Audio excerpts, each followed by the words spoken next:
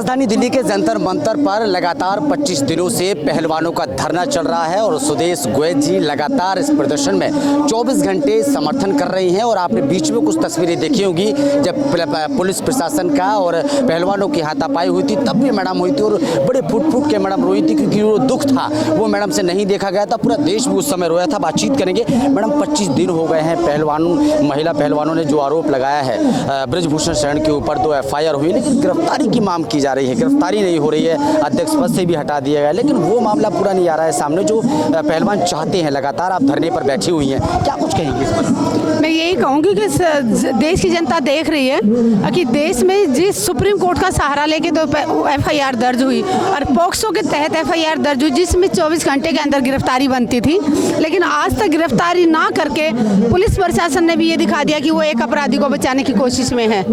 और अपराधी खुद बोल रहा है कि अगर प्रधानमंत्री जी कहें और गृह मंत्री जी कहें तो मैं इस्तीफा दे दूं। तो देश की जनता देख रही है कि अपराधी खुद बोल रहा है, इसका मतलब प्रधानमंत्री जी कहीं ना कहीं अपराधियों को बचा रहे हैं। नारा तो दिया था इन्होंने कि बेटी बचाओ बेटी पढ़ाओ का, लेकिन आज बेटियां तो न्याय की गुहार लगा रही है। 25 दिनों से जंतर मंतर पे बैठी हुई है, लेकिन प्रधानमंत्री जी सिर्फ अपराधियों के बचाने के लिए मुंह बंद करके बैठे हुए हैं। मैडम, स्ट्रीम मीडिया में जिस तरीके से लाइव अपडेट एक अपडेट होता है, कई ऐसी टिप्पणियां उनकी तरफ से होती हैं। जब सवाल यहाँ पूछा जाता है पहलवानों से और आरोप लगते हैं तो वो एक बयान ये भी देते हैं कि अगर आरोप सिद्ध होते हैं तो हम फांसी पे चढ़ जाएंगे। दूसरा बयान ये भी वो देते हैं कि इनके पास क्या सबूत है जो ये आरोप लगा रहे हैं। क्या लगता है, वीडियो नहीं है, ऑडियो नहीं, इस तरीके की वो बयान देते हैं, आप क्या मानते हैं? साक्षी मलिक ने प्रेस कॉन्फ्रेंस में कहा कि नार्को टेस्ट होना चाहिए शिकायतकर्ता लड़कियों का, और जिसके ऊपर आरोप लगे हैं क्यों नहीं करवा रहे? नार्को टेस्ट हो ना, दूध का दूध पानी का पानी हो जाएगा। अगर वो आरोप सिद्ध होते ब्रजभूषण को तो सजा मिले, और अगर लड़कियां झूठा आरोप लगा रही हो तो लड़कियों को सजा मिले। नार्को जांच तो करे सरकार, ना तो नार्को टेस्ट हो रहा है और जिसके ऊपर आरोप लगे हैं उसको गिरफ्तार नहीं कर रही है सरकार। दिल्ली के पुलिस कमिश्नर भी पता नहीं किस दबाव में है, सरकार दबाव बना रही है। हो सकता है ब्रजभूषण अपने आप में एक बहुत बाहुबली है, बहुत बड़ा डॉन है, शायद दिल्ली पुलिस के कमिश्नर भी शायद उससे डरे हुए हैं। 25 दिनों के अंदर एक घटना ऐसी है जिसकी पूरी गवाह आप हैं, जिसके बारे में आप पूरा वाकया जानते हैं। आप क्या हुआ था उस दिन जब झड़प हुई थी और पहलवान के ऊपर हाथापाई हुई थी, एक सर भी फोड़ दिया गया था, क्या हुआ था? उस दिन बारिश की वजह से गद्दे भीगने के कारण इन्होंने पहलवानों ने फोल्डिंग चारपाई मंगवाई थी। फोल्डिंग चारपाई आई टेम्पो से उतारने, जब महिला खिलाड़ी वहां पे गई तो कुछ पुलिस वाले शराब पिए हुए थे उन्होंने फोल्डिंग चारपाई उतारने से मना किया। लड़कियां उतार रही थी, वो वापस गाड़ी में फेंक रहे थे, उसी में धक्का मुक्की भी हुई। और कुछ पुलिस वालों ने जो दारू पी हुई थी उन्होंने गंदी गंदी गालियां दी, और यहाँ तक कि पुरुष था जो पुलिसकर्मी था उसने हमारी महिला खिलाड़ी को जोर से धक्का दिया और बहन की गाली दी। मतलब इतना अपमान किया, इतनी घटिया हरकत थी उस दिन उस रात पुलिस की, कि जो पुलिस को वो खिलाड़ी बेटियां सोच रही थी कि हमारी सुरक्षा में खड़े हुए हैं, वो लोग शराब पी के उन बेटियों को धक्के दे रहे हैं, उन बेटियों को गालियां दे रहे हैं, उन बेटियों के बाल नोच रहे हैं। और जिसको सुरक्षा में जिसको गिरफ्तार करना चाहिए था उसको तो गिरफ्तार करने की हिम्मत नहीं है पुलिस में। उल्टा जो पीड़िता परिवार थी, जो लड़कियां थी, उन्हीं के भाइयों का 2 का सिर फोड़ दिया गया।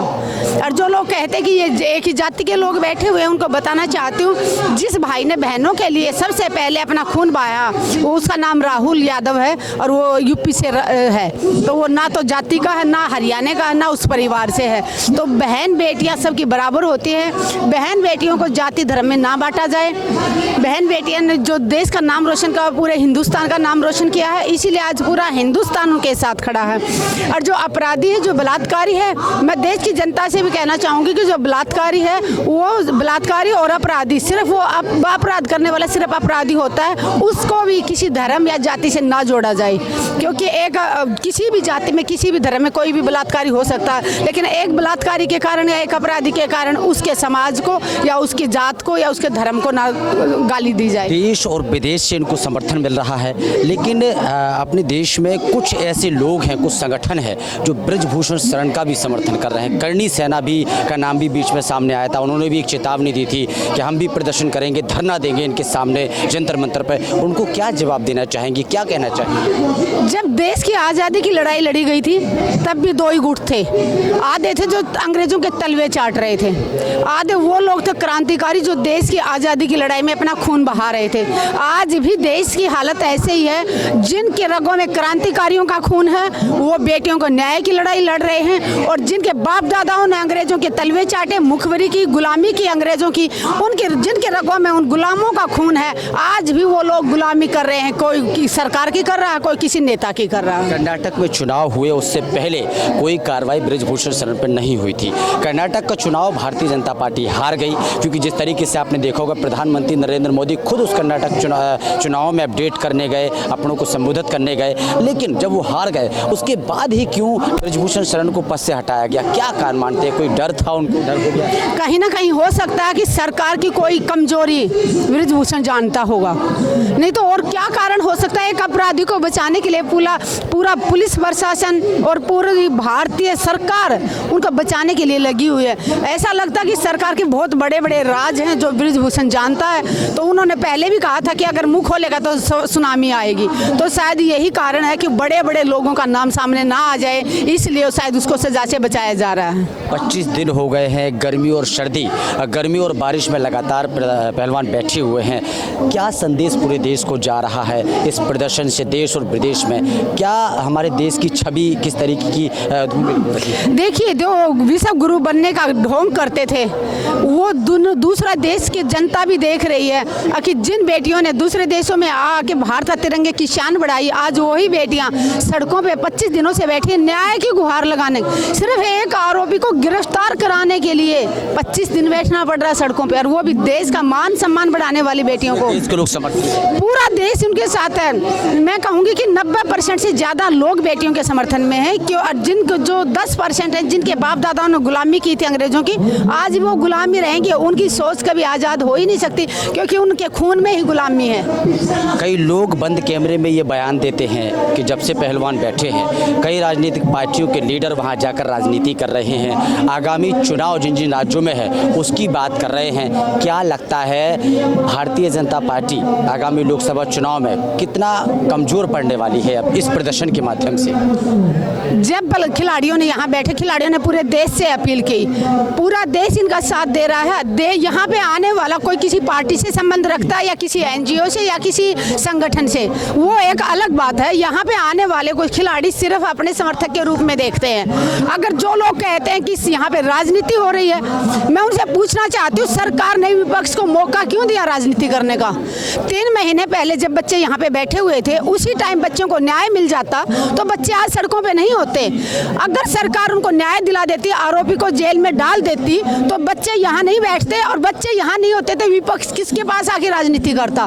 तो कहीं ना कहीं मैं ये कहूँगी कि सरकार खुद विपक्ष को मौका दे रही है सरकार पे सवाल उठाने का और उनका अपना राजनीति करने का। अगर जल्द से जल्द कार्रवाई प्रधानमंत्री नरेंद्र मोदी एक्शन नहीं लेते हैं, गृह मंत्री अमित शाह एक्शन नहीं लेते हैं, तो आगामी समय में किस तरीके का माहौल देखने को मिलेगा? देखिए, बात बेटियों के मान सम्मान की है। 21वीं सदी की नारी अभी डरने वाली नहीं है, झुकने वाली नहीं है, और इन बेटियों ने भले ही देर से ही सही, लेकिन एक जो आवाज़ उठाई है गुनहगार को के गुनाहों को पूरे देश के सामने रखा, तो देश की मात्र शक्ति ये नहीं कि वो बेटियों के साथ के लिए, खुद के सम्मान के लिए, नारी अपने सम्मान के लिए, क्योंकि आप इतिहास उठा के देख लीजिए, उनको माताओं बहनों को दबाने की कोशिश की गई थी। चाहे आप महाभारत देख लीजिए, रामायण देख लीजिए, बहनों को जो दबाया जा रहा था। अभी आज 21वीं सदी में मातृ शक्ति दबने वाली नहीं है, और देश के कोने कोने से यहाँ पे महिलाएं आ रही है। सबसे ज़्यादा महिला शक्ति यहाँ पहुँच रही है। आंध्र प्रदेश से आ रही है, तेलंगाना से आई है, केरला से आ रही है, वेस्ट बंगाल से, छत्तीसगढ़ से, देश का कोई, राजस्थान की भी महिलाएं यहाँ पे आई है। देश का कोई कोना ऐसा नहीं बचा जहाँ से समर्थक में लोग यहाँ नहीं पहुँच रहे। और जो लोग नहीं पहुँच सकते वो लोग अपने अपने क्षेत्र में डीसी को ज्ञापन दे रहे हैं, कैंडल मार्च निकाला जा रहा है, धरना शुरू हो गया। बहुत सारे गाँव में, हरियाणा से हम लोग आते हैं, हरियाणा को तो बहुत सारे धनाना गाँव है, और ये अपने सिरसा का एक गाँव है, बहुत जगह धरने शुरू हो गए हैं बेटियों के समर्थन में।